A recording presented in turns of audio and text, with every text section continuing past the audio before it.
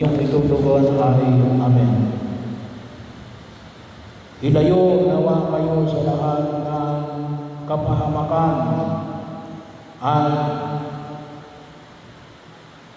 pagpalain nawa kayo ng bawat mabuti at ganap na kaloob ng Diyos ngayon at magpasawalang hanggan.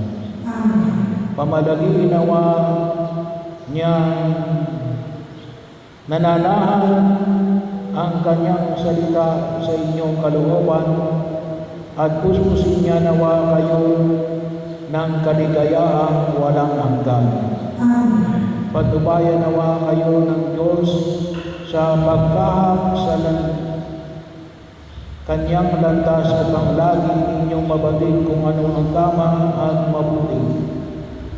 Samantalang kayo ay naglalakbay patungo sa buhay na walang hanggan. Pagpalain kayo ng makapangyarihang Diyos, Ama, Anak at ang Espiritu Santo. Mayo kayo, taglay ng pag-ibig at pagpapala ng aming Diyos.